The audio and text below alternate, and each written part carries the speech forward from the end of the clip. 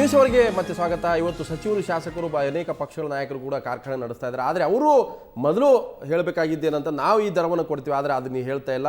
ಅವ್ರು ಹೇಳ್ತಾ ಇರ್ತಕ್ಕಂಥದ್ದು ಬೇಕಾದ್ರೆ ಸರ್ಕಾರ ನಡೆಸಲಿ ಅಂತ. ಹಾಗಾದರೆ ದರ ನಿಗದಿ ಮಾಡಿದಂಥ ಸರ್ಕಾರ ತೀರ್ಮಾನ ಅವರ ಉಲ್ಲಂಘಿಸ್ತಾರೆ. ಹಾಗೆ ಸಚಿವರಾಗಿ ಯಾಕೆ ಮುಂದುವರಿಬೇಕು, ಶಾಸಕರು ಆ ಸ್ಥಾನದಲ್ಲಿ ಯಾಕಿರಬೇಕು, ರಾಜಕಾರಣಿಗಳು ಜನರ ಪರವಾಗಿ ಅಂತ ಹೇಳ್ತಾರೆ. ಹಾಗಾದರೆ ಕಾರ್ಖಾನೆ ಹಿತವನ್ನೇ ಕಾಯ್ತಾರೆ, ಆ ಜನರ ನಾಯಕರು ಹೇಗಾಗ್ತಾರೆ?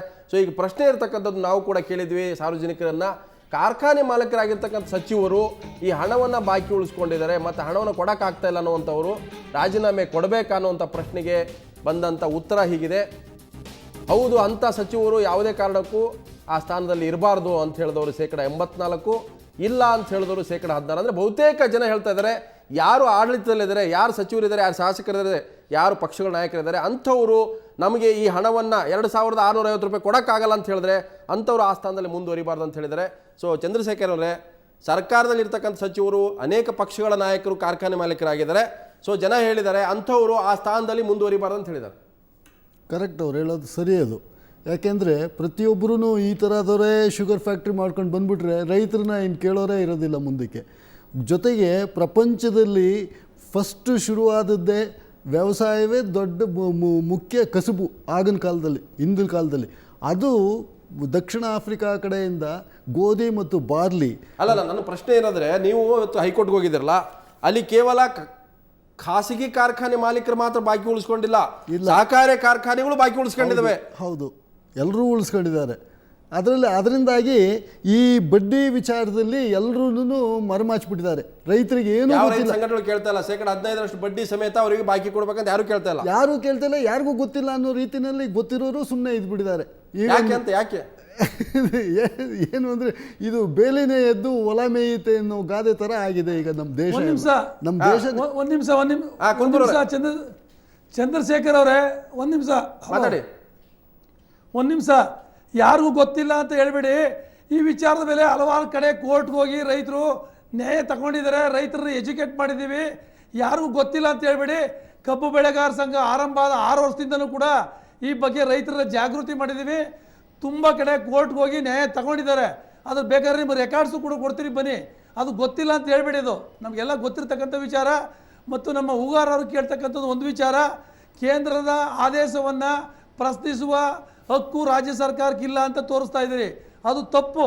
ಕೇಂದ್ರ ಸರ್ಕಾರ FRP ಬೆಲೆಯನ್ನು ನಿಗದಿ ಮಾಡ್ತದೆ. ರಾಜ್ಯ ಸರ್ಕಾರ ಹೆಚ್ಚುವರಿ ಬೆಲೆಯನ್ನು ನಿಗದಿ ಮಾಡಲಿಕ್ಕೆ ಅಧಿಕಾರ ಇದೆ. ಅಧಿಕಾರ ಇರುವಂಥ ಹಿನ್ನೆಲೆಯಲ್ಲಿ ಉತ್ತರ ಪ್ರದೇಶ, ಪಂಜಾಬು, ಹರಿಯಾಣ, ಛತ್ತೀಸ್ಗಢದಲ್ಲಿ ಬೆಲೆ ನಿಗದಿ ಮಾಡಿದ್ದಾರೆ. ಮೂರನೇ ವಿಚಾರ, ಸತೀಶ್ ಜಾರಕಿಹೊಳಿ ಅವ್ರದ್ದು 98 ಲಕ್ಷ ಅಂತ ಹೇಳ್ತಾ ಇದ್ದೀರಿ. ಅದು ತಪ್ಪು ಮಾಹಿತಿ. ಭಾಳಷ್ಟು ರೈತರಿಗೆ ಹಣವನ್ನೇ ಕೊಟ್ಟಿಲ್ಲ. 8 ತಿಂಗಳಿಂದ ಕಬ್ಬು ಹೊಡೆದ್ರೆ ಆ ರೈತರಿಗೆ ಹಣ ಕೊಟ್ಟಿಲ್ಲ. ಅವರು ಸರ್ಕಾರಕ್ಕೆ ತಪ್ಪು ವರದಿಯನ್ನು ಕೊಟ್ಟಿದ್ದಾರೆ. ಇದ್ರ ಬಗ್ಗೆ ತನಿಖೆ ಮಾಡಬೇಕು ಅಂತ ಸರ್ಕಾರವನ್ನು ಒತ್ತಾಯ ಮಾಡಿದ್ದೇವೆ. ಸರ್ಕಾರ ಇದ್ರ ಬಗ್ಗೆ ಗಂಭೀರ ಕ್ರಮ ಕೈಗೊಳ್ಳಬೇಕು ಅಂತ ಈಗಲೂ ಕೂಡ ಒತ್ತಾಯ ಮಾಡ್ತಾ ಇದ್ದೇನೆ. ಒಂದು ನಿಮಿಷ. ಕೇವಲ ಸತೀಶ್ ಜಾರಕಿಹೊಳಿ ಅಲ್ಲ, ಬಹಳಷ್ಟು ಕಾರ್ಖಾನೆ ಮಾಲೀಕರಿದ್ದಾರೆ. ಮುರುಗೇಶ್ ನಿರಾಣಿ, ಸಂಜಯ್ ಖೇಣಿ, ಜಗದೀಶ್ ಗುಡ್ಗಂಟಿ, ಬಾಲ್ಚಂದ್ ಜಾರಕಿಹೊಳಿ, ತಮಿಳು ಮೂಲದ ಮಾಲೀಕರು ಒಂದು 14 ಕೋಟಿ ಇದೆ. ISR ಶುಗರ್ಸು 9 ಕೋಟಿ, ಗುರುಪಾದಪ್ಪ ನಾಗಮರಪಳ್ಳಿ 9 ಕೋಟಿ, ಒಟ್ಟು ಒಂದು 20-30 ಜನ ರಾಜಕಾರಣಿಗಳಿದ್ದಾರೆ. ಅಲ್ಲಿ ಸದನದಲ್ಲಿ ಧರಣಿ ಮಾಡ್ತಾರೆ, ಹೊರಗಡೆ ಬಂದೇ ನಾವು ಕಾರ್ಖಾನೆ ಕೈಯನ್ನು ಸರ್ಕಾರ ಕೊಡ್ತೀವಿ ಅಂತ ಹೇಳ್ತಾರೆ. ಹಾಗಾದ್ರೆ ನೀವು ಯಾರ ವಿರುದ್ಧ ಹೋರಾಟ ಮಾಡ್ತೀರಿ? ಸರ್ಕಾರ ನಡೆಸೋರು ಅವರೇ ಅಂತ ಹೇಳ್ತೀರಿ, ಈ ಕಡೆ ಕಬ್ಬು ಬೆಳೆಗಾರ ಹಿತವನ್ನು ಕೊಡ್ತೀರಿ. ಉಗಾರವರೇ, ಸಕ್ಕರೆ ಕಾರ್ಖಾನೆಗಳ ಮಾಲೀಕರ ಲಾಬಿ ನಡೀತಾ ಇದೆ ಅಂತೇಳಿ ಕಳೆದ 8 ವರ್ಷಗಳಿಂದ ಹೋರಾಟ ಮಾಡಿ ಜನರಿಗೆ ಮತ್ತು ಸರ್ಕಾರಕ್ಕೆ, ಮಾಧ್ಯಮಗಳಿಗೆ ತಿಳಿಸ್ತವ್ರೆ ನಾವು ಕಬ್ಬು ಬೆಳೆಗಾರ ಸಂಘದಿಂದ. ಮತ್ತು ಇನ್ನೊಂದು ಅಗಾಧವಾದ ವಿಚಾರ ಹೇಳ್ತೀರಿ ಕೇಳಿ. ಗುಲ್ಬರ್ಗಾದಲ್ಲಿ ಕೋರ್ ಗ್ರೀನ್ ಸಕ್ಕರೆ ಕಾರ್ಖಾನೆ ಅಂತಿದೆ.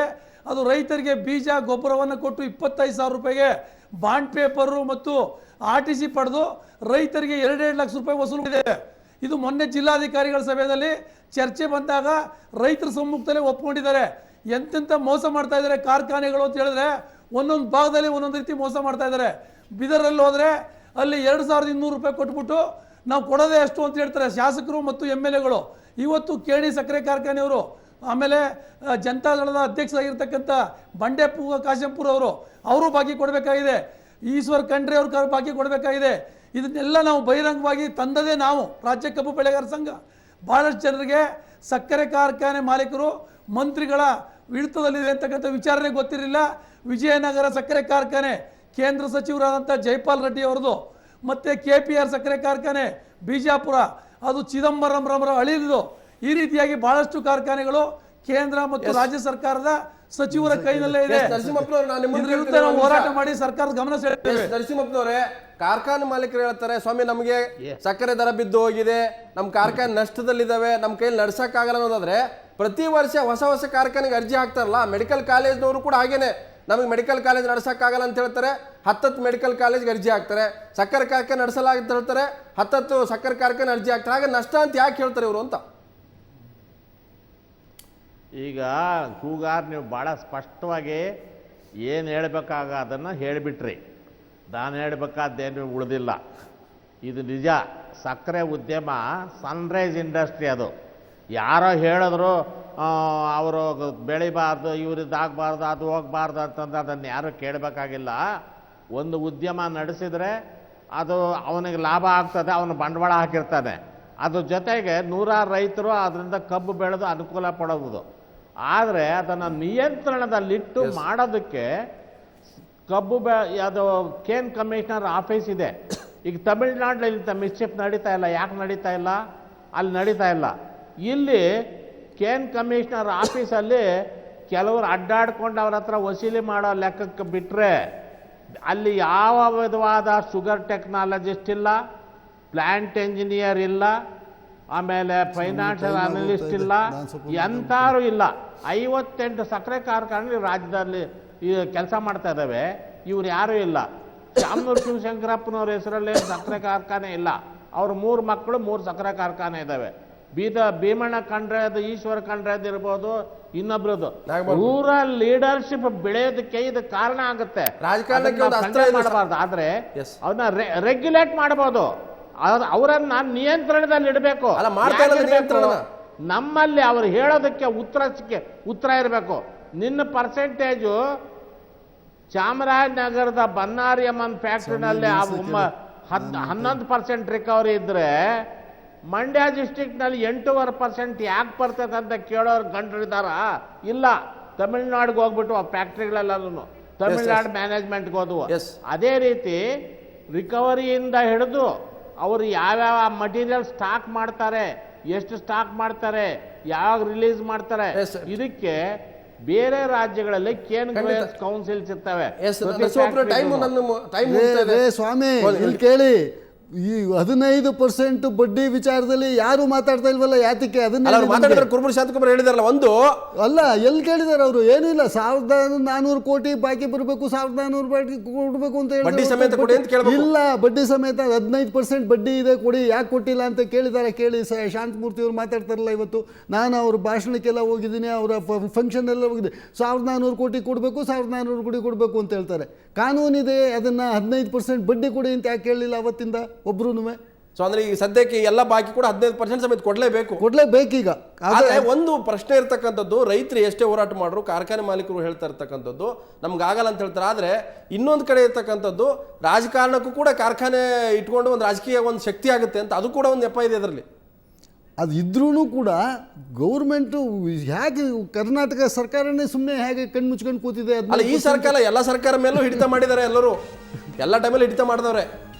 ಅದಕ್ಕೆ ರೈತ ಸಂಘದವರು ಫೈಟ್ ಮಾಡಿಲ್ಲ, ಕಬ್ಬು ಬೆಳೆಗಾರ ಸಂಘದವರು ಫೈಟ್ ಮಾಡಿಲ್ಲ. ಅದ್ರ ಬಗ್ಗೆ 15% ಬಗ್ಗೆ ಮಾಡಿಲ್ಲ.